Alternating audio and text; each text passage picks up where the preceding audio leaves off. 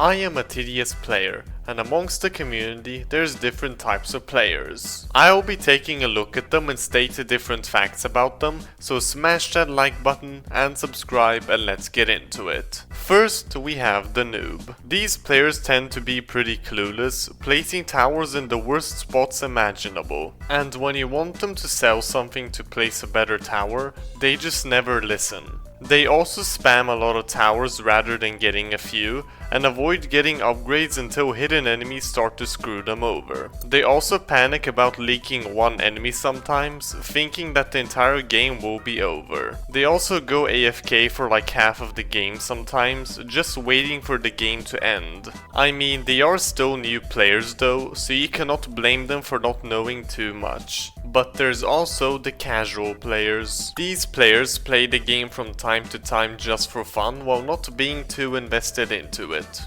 Because of that, they never really care for events or anything that's limited time. However, they do have some good towers like minigunner and ranger and have some good game knowledge, so they aren't completely clueless. But they don't really care if they win or lose, so they won't always try their best. Their placements are better though, so that's no worry. But they're likely to be playing with friends most of the time, just so that they have a more fun experience. Additionally, these players often like to experiment with different towers or strategies, just so that their experience is a little bit more versatile and entertaining. All in all, depending on the player, the casuals can be pretty chill and not that bad. But there's also the farmer. These players tend to just farm from the start of the game all the way up until they get max farms. And very often, they have a super expensive loadout with towers that require heavy farming. Even if they sometimes have early game towers though, they will most likely continue farming even when you tell them to help out, which will most likely make you lose. And when you do lose, they can sometimes judge you for not defending properly even though they just sat there and farmed. But if you do manage to survive while they're farming,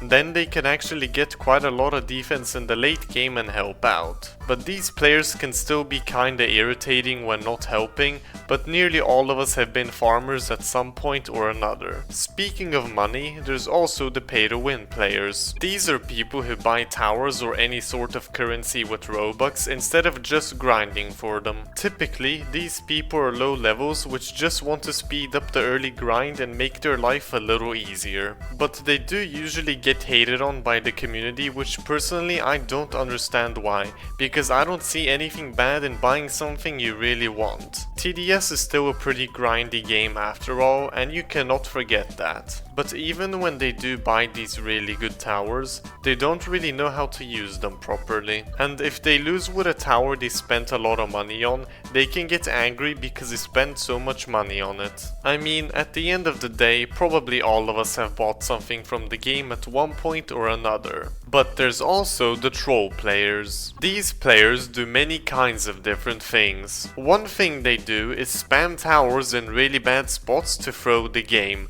Like for example placing farms in the defense spots. They do sometimes properly defend, but usually with a really bad loadout even though they probably have better towers. Or they even take it as far as to act like if they have never played the game before and ask the other players for instructions on how to play the game. But there's also the elevator trolls. These players used to leave the elevators right before the game started, which completely baited their teammates and made them go into a solo game. But with matchmaking being a thing now, this isn't really a problem anymore, so they're kind of irrelevant now. So all in all, these players tend to just be really annoying most of the time trying to throw the game. And after that, there's the strategists. These people tend to take the game very seriously and always play their best. They always know what each person should do to often get a guaranteed win on anything. Their game knowledge is also very good. They know a lot of stuff about the game, like for example the wave structure for a mode or good usage of specific towers. They do usually share their knowledge pretty often and give others tips on how to get better at the game as well. They're also very active in the community outside of the game itself, most likely creating strategies for modes like events. But all in all, these players tend to be very good at the game and know the meta very well. After that, there's the completionist. These players players are usually the ones who get everything you can grind for in the game and keep up with every update.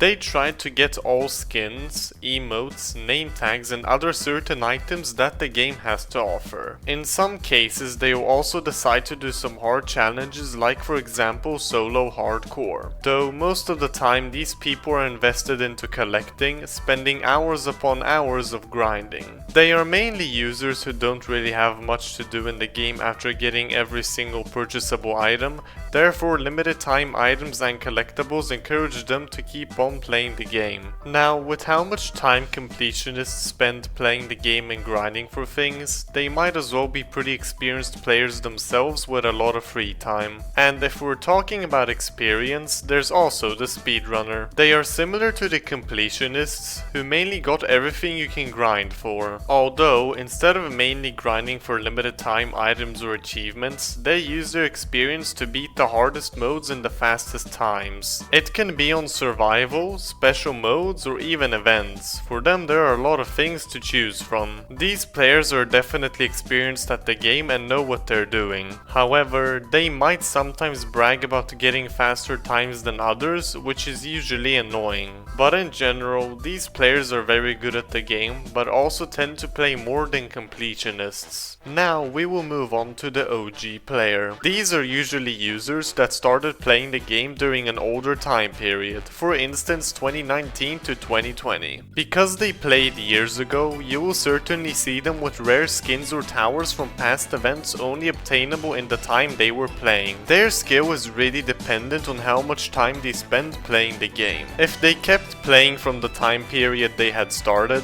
they can be pretty good at the game. However, if they only played for a certain amount of time, then quit and came back later, then they might not be that good at the game. Additionally, these players can usually be conflicted about the current state of the game, with some of them saying that old TDS was better, while others will choose to accept the current state of the game and not complain too much. And there's also the pro. As the name suggests, these are players who are pretty knowledgeable and skilled at the game, with them not having many problems winning matches and events. Though in comparison to speedrunners or strategists, they tend to be less invested in the game and just play for the fun of it. Additionally, they also use their skill to complete random challenges or gain a certain goal in the game, like a level goal. Now, even if they are good at the game themselves, some of them can be pretty mad at other players or teammates if they make mistakes, or just generally aren't that good. But many people are like that